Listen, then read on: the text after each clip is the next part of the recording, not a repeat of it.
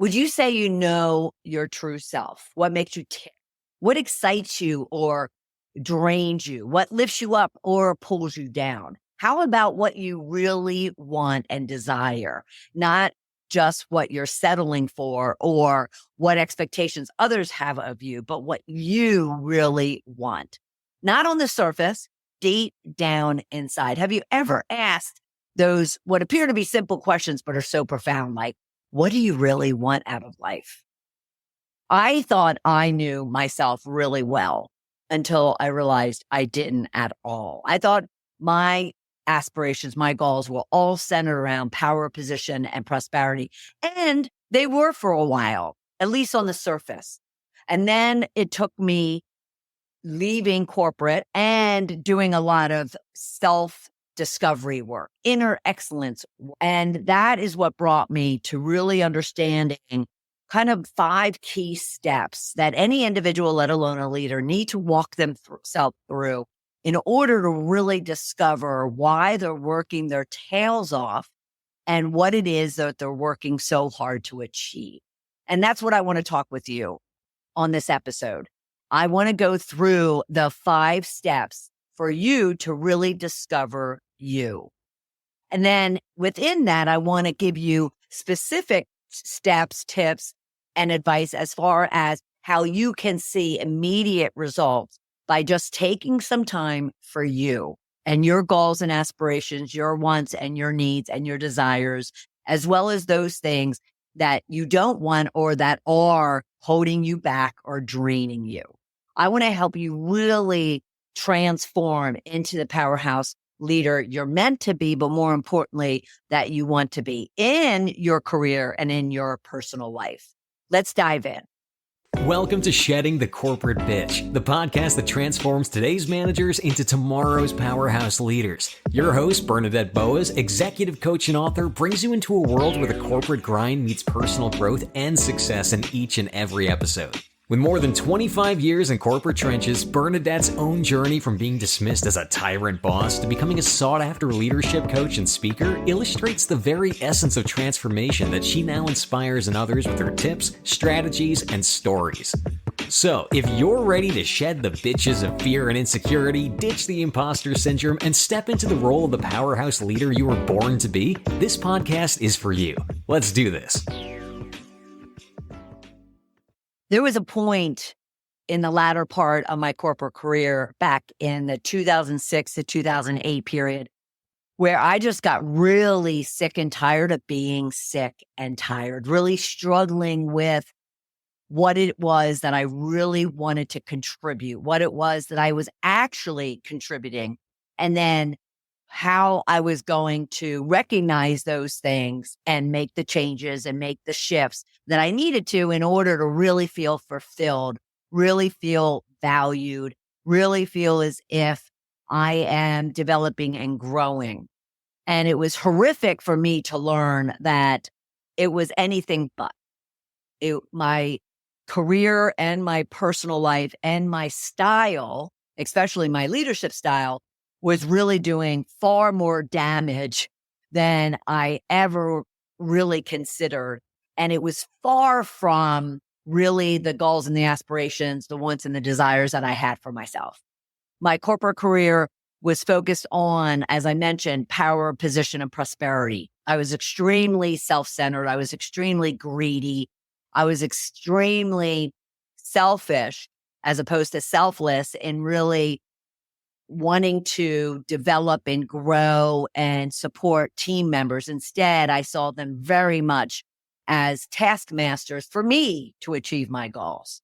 And so it took me being fired, leaving corporate, and really digging in to what I now call kind of my shift from bitch to rich, hence the name of the show, Shedding the Corporate Bitch. That's all about the bitches being your fears, insecurities, and negativities as to why you are self-sabotaging yourself, let alone damaging the relationships and the people around you.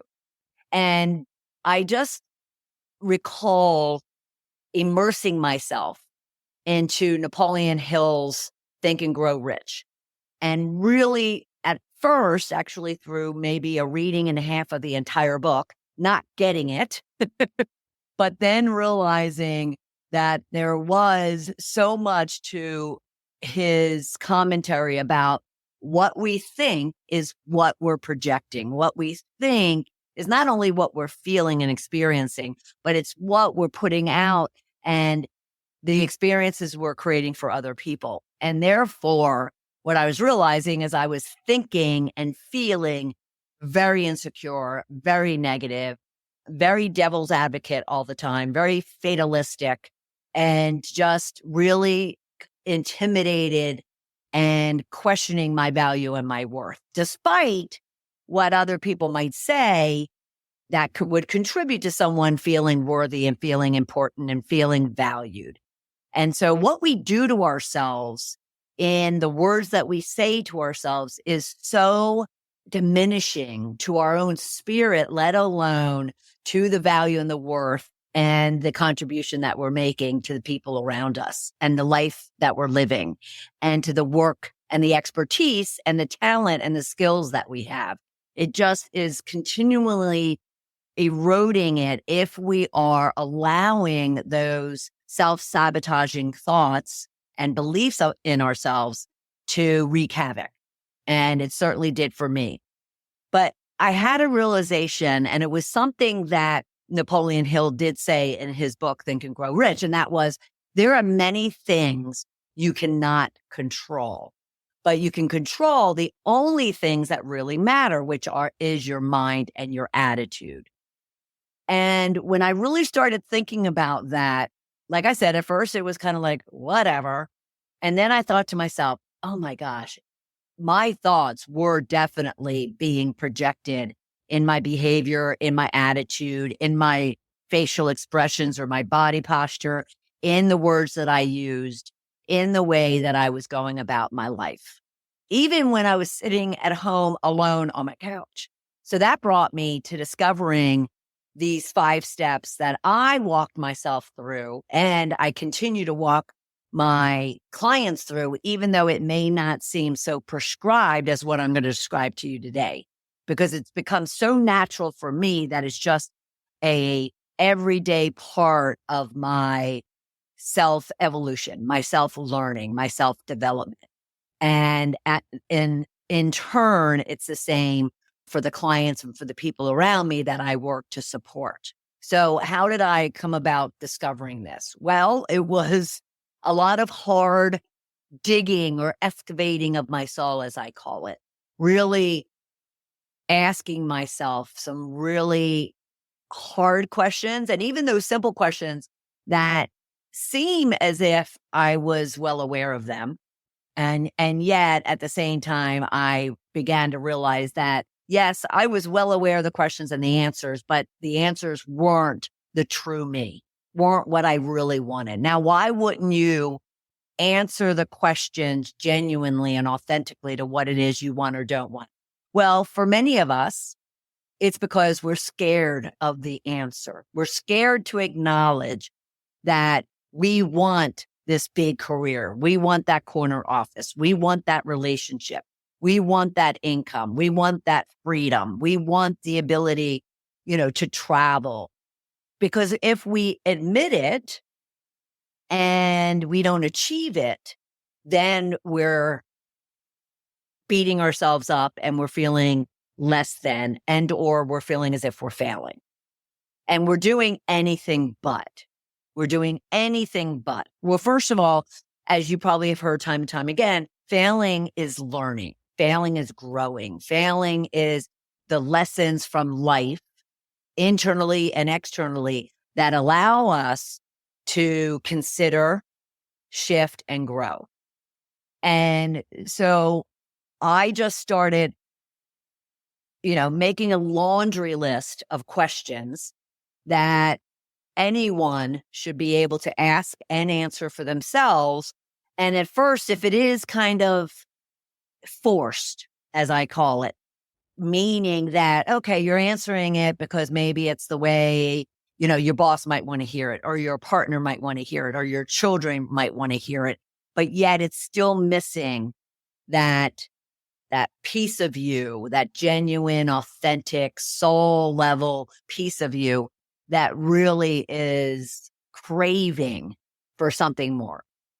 And so you go through iterations, and that's what I did. I went through iterations of asking myself over and over again a series of questions, and then working through isolating, okay, what's real, what's not, what's forced, what's authentic, what is it that I want to kind of keep, and what is it that I want to throw away.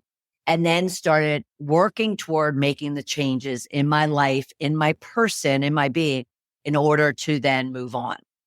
And when I got to what I'll call the initial other side, meaning I was starting to feel and experience some major shifts within myself, and therefore my view of the world, my view of my friends, my view of my family, my view of my work, my view of my community were all shifting. And that was creating in itself a lot of change. Then I realized that there were these 5 steps that I was walking myself through to really discover the type of leader, the type of woman, the type of friend, the type of sister, the type of pup mom, the type of community leader that I wanted to be. And then once I started really getting down to that genuine level, I started just unbelievably transforming. And those 5 steps is what I want to talk with you about. So I call it my shift to riches formula. And this is going to appear to many as like very woo woo. But trust me when I say, if you are questioning where you are today versus where you want to be, if you have dreams and aspirations, both personally and professionally, that you're just struggling to realize, if you do know that there's more within you than what you're sharing with the world, then I'll just challenge you to follow these 5 steps. Start small. Small steps lead to big results, and work your way through. And again, iteration after iteration after iteration. Okay. Because as you start working through discovering you, as I'll call it, then you just want to learn more. You just want to learn more. And as long as we are all on this earth breathing, we should be learning. We are not the smartest people in the room. We should not want to be the smartest person in the room. We want to have that gap that always keeps us curious, creative, innovative, very student-like. So we're learning and learning and learning, not only about ourselves, but the people around us, the environment, the community, so forth and so on. All right. So let's look at what these 5 steps are. And again, I call it my shift to riches formula. Let me summarize first. All right. The summary of the 5 steps is you discover yourself. You confront what it is that you're learning. You shed what it is you don't want in your life. And then you start creating the new, and you accelerating your growth, your learning, and your achievement. So discover, confront, shed in order to create and accelerate. All right. Let's break down each one of them.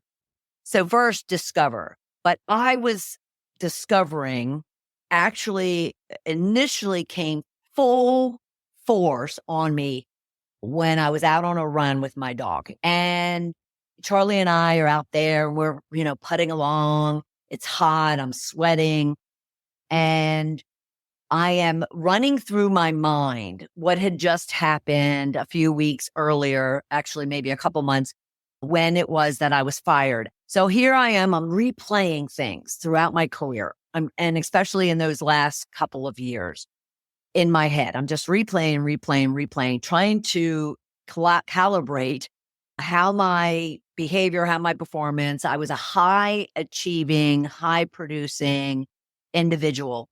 So my report card looked great from a business generation metrics perspective. On the other side of that report card, when it comes to leadership style, is where all the D's and the F's came into play.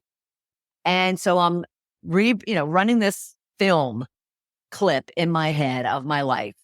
And all of a sudden, it just smacked me square in the face to the point where I physically, literally fell to the ground and started bawling my eyes out. And fortunately, I was sweating. So part of the part of the tears looked like sweat.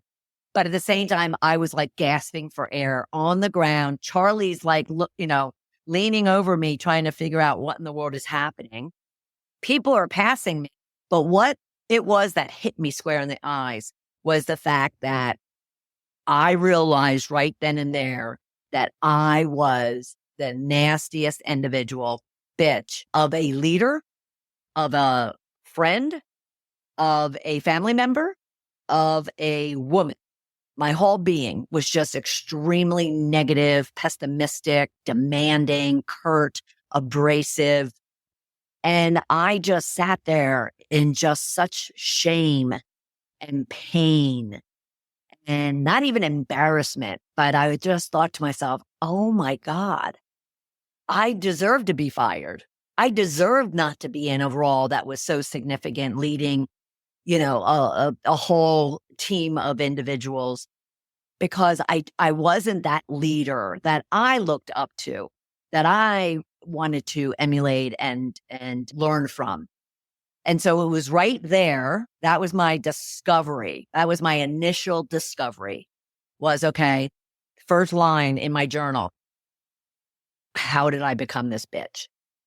How did I become so negative? How did I become so distrusting? How did I become so intimidated, insecure, pessimistic, so forth and so on? So in the discovery phase, you're really asking yourself just a laundry list of questions to learn about you. Sure, you can initially start with the initial questions of, okay, so who am I? Where did I grow up? What type of childhood did I have? What were the beliefs or the values that I had, as a child growing up? What were those experience, events, situations that might have kind of altered who I was, so forth and so on. And again, iteration. So I started off very general, very broad, and then I just started weeding my way in, especially when I had this discovery. I then really had to get into the muckety muck and the detail of it. It hurt. It was not easy. It was painful, but yet it was the most liberating and freeing experience. And again, you can look at it from a personal perspective and a business perspective and really kind of try to detail out how you feel you're showing up, how you feel that other people are experiencing you, how you feel you're leading, how you feel you're really taking, control of your career and ensuring that you're leveling yourself up. But the discovery phase is critical because that's the foundation of then you being able to look at it, as hard as it is, but look at it in black and white, because I do suggest you get it out of your head and write it down and really kind of reconciling it. Okay. And I went as far as also asking my 5 sisters and my mother over cocktails to give me one-word descriptions of myself, be as forthright and honest and candid as possible, good, bad, and the ugly. Where my strengths were, where my weaknesses were, where my blind spots were, so forth and so on. It's the only way that you're going to truly understand the impact you're having on the people in your life at work or at home. Okay. So that's discovery. Now you have all this information. And like I said, it could be painful. It could be scary. At the same time, it could be freeing and liberating. And then you have to kind of confront it all. So the next phase being confront means you look at it and you start acknowledging it, accounting for it, taking responsibility for it, being happy about it or being disappointed, about it. Whatever it is that you have to confront, you want to confront it. Now, it can also mean that you want to start confronting situations, confronting experiences or events that maybe you've held on to and you haven't let go. It could be that you have to confront individuals in your life that maybe have contributed to who you are and what it is that you're learning and discovering about yourself. So confronting can go in a myriad of ways, but it doesn't involve forgiveness. It involves self-care. It involves grace. It involves seeking support and ensuring that you're getting support, whether that's personally or professionally. It is about acknowledging your fears, your insecurities, your negativities, your doubts, so forth and so on about yourself. It involves looking at all of it, and then you get the opportunity to move to shedding, which is you look at all of it and you say, okay, what do I want to start throwing out? I want to hold on to a bunch of stuff, but what is it that I want to start throwing out or shedding? And therefore, what is it that you need to start doing differently, new, bigger, better, in order to be able to shift to riches, but shift those things that are holding you back, that are draining you, that are beating you down, that are sabotaging you.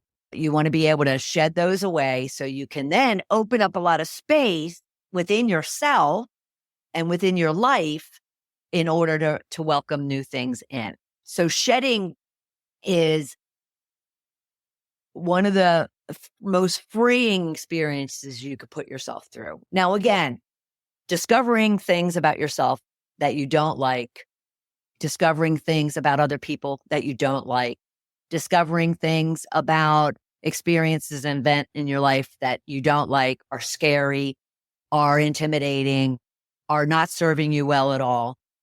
There could be a lot of pain. There could be a lot of resistance. There could be a lot of opportunities for you to go, okay, enough is enough. I can't take this anymore. But if you can push yourself into the confronting and get those things confronted, because you also want to focus on really making sure, as much as you're confronting the bitches, as I call them, your fears, insecurities, negativities, and self-doubts, you're also honoring your riches. You're also taking that side of the sheet of all the great things in your life, confronting all the things that that give you strength, that give you power, that give you excitement, that give you love and support and, opportunities for growth. That those things are going to give you the energy to squash out those negatives. Okay. So the confronting can even be extremely freeing and liberating because of the fact that you are just taking a deep breath, as I just did, and recognizing that there are things in your life, internally and externally, that are not working for you. And therefore, what do I need to do?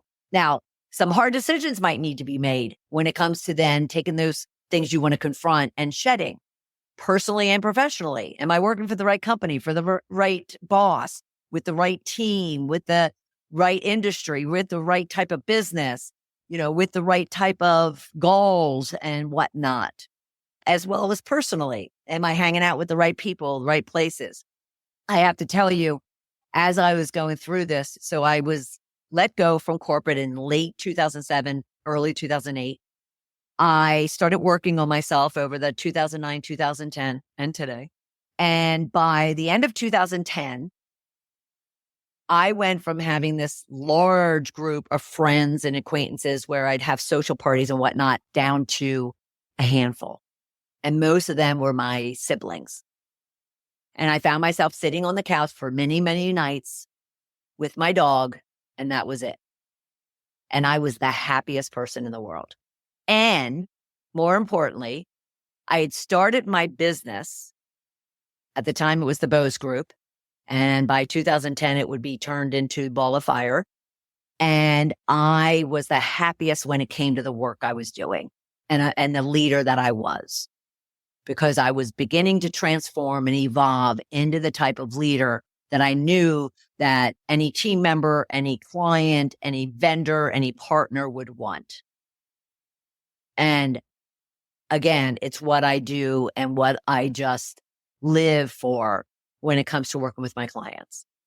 So when it comes to the shedding, again, hard, painful, lonely, because you're letting go of those things that are not working for you. You're letting go of the people, places, events, experiences, so forth and so on that you're not, that are not serving you. But again, you get to take a deep breath. It's freeing. It is so freeing, but more so it's creating confidence and clarity in yourself. It's creating energy and excitement and newness in yourself. And that brings you to the create phase. All of a sudden, the goals that you had, the objectives, the aspirations, the dreams, the wants, the desires that you had before are all now different. They're all newer, bigger, better. They all have substance. They all carry a lot of value to you. So my power, position, and prosperity goals that I went after for 20, 25 years now had shifted to being joy, happiness, fulfillment, client experiences, aha moments, transformation, discovery. And that was just something it's hard to put into words. It was just all inspiring. So so that forced new goals, new dreams, new wants, new desires. And I started pursuing those. Everything from here, I was this corporate executive for all these years. I'm starting my own business. I'm then writing a book. I'm then turning that book into a screenplay. I'm starting a podcast back in 2010. This one, by the way. I am taking on new clients. I am building my business. I have new relationships, new friends, so forth and so on. And so you're creating, and oh my gosh, you don't need caffeine. You don't need anything to juice you up, because you will be juiced as you start realizing and experiencing the changes within yourself as a leader and as a person, at home and at work. It's just tremendous. And then the accelerate phase. Now, you can only imagine, as you are shedding and creating new goals, new aspirations, new wants and desires, you want to speed them up. You want to just, put your foot on the accelerator and go. And that's the accelerator phase. Those goals that you had even a month ago, you want them bigger, better, different, and newer. And you have such confidence in yourself, a large degree of self-worth and value. You believe in yourself to where you then want to just move it forward and move it faster. Now, at times, again, I had mentioned iterations, right? So there's going to be times when you're going through this and you fall backwards. There's going to be times you're going through discovery into confront, maybe even into shedding. Then you're learning something new about yourself. So you have to confront it again and shed. And then you feel like, okay, I'm finally creating, but oh my God, I'm falling back because now I'm scared of that new creation. Because we do still, it's not as if we're wiping out all the, negative emotions that you're going to experience through life. We still are going to have fears and insecurities and doubt. You're just going to handle them differently, because now you have, a process that you can walk yourself through. What is scaring me? What's making me feel insecure? What is causing me to feel intimidated? Why am I feeling these ways? Because I have so much proof otherwise. And so, in that create and accelerate, you're also learning how to deal with your own bitches, your own insecurities, your own fears, your own negativities and self-doubt. And you're feeling confident, at least in the space of getting through those things. It's not as if you're eliminating them. You're just learning how to do it so much better. Now, the tools that I've used to support my walking through these 5 steps, and what I would suggest for you to start really discovering who you are as a person, as a leader, as a team member. One of them would be a journal. Now, I've been journaling since I was about 9 or 10. My dad taught me. He was a daily journaler as well. So I carry a journal with me everywhere I go. And you might find me at a park, in a restaurant. If I'm waiting on you, for a movie, I'm sitting there with my journal and I'm scribbling. So journaling, especially taking a lot of the questions that I've mentioned at the same time, you can search for questions online, or you can reach out to me at BernadetteBose@ballofireinc.com and ask me for a list of questions that would help you walk through these 5 steps. All right. But journal, get it out of your head and onto a piece of paper. The next one would be meditation. I'm not a good meditator, but I do love to pray. And so prayer is part of my meditation, so to speak. I'll also, along with praying, is I do read in what is known as Jesus Calling from Sarah Young. And I've had this for about 5 years now, and it is it's kind of falling apart at the seams from all the work or all the reading and all the shedding that I've been doing. But this is a beautiful way to also ground yourself in something to meditate on, or just simply to, sit and pray. And then there's reading books that are referred to you from a friend, recommendations online around self-discovery, around inner work.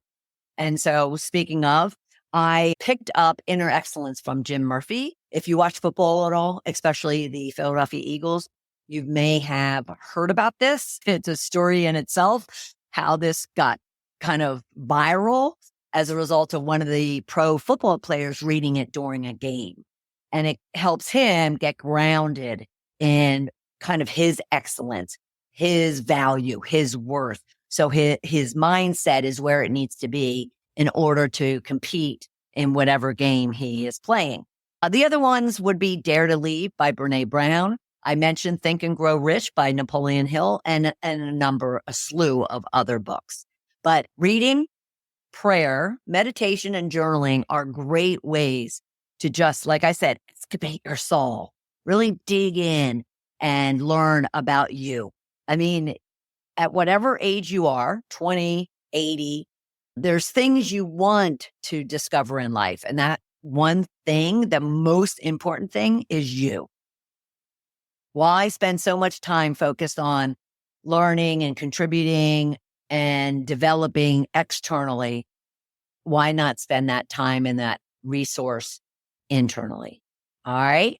So we dug deep today into exploring what it truly means to be you, and how you being you will elevate your leadership, will elevate your value, will elevate the contribution that you're making to your team and to the business, to your family and friends and community, but also to you. We all have this one life to live, and it goes really, really fast.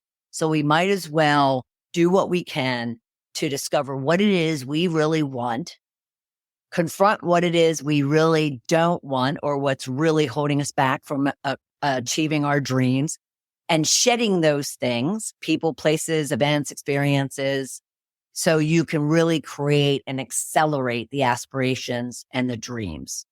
I want you to take these insights and one of those tools that we discuss, a journal, meditation, prayer, just reading, and really start discovering you, what you really want, what you don't want, what your true aspirations, desires, wants, and needs are, and come up with a plan.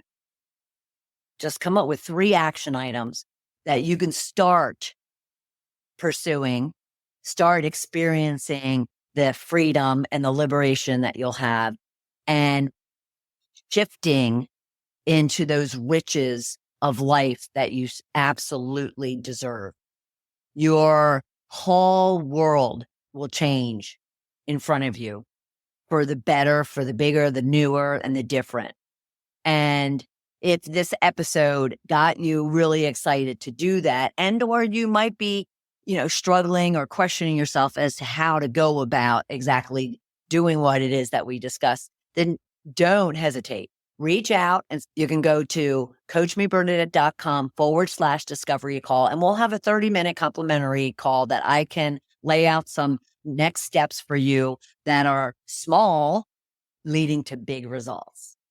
I am so grateful that you are here with us, and I look forward to having you for another episode of Shedding the Corporate Bitch. Bye. Thank you for tuning in to today's episode of Shedding the Corporate Bitch. Every journey taken together is another step towards unleashing the powerhouse leader within you.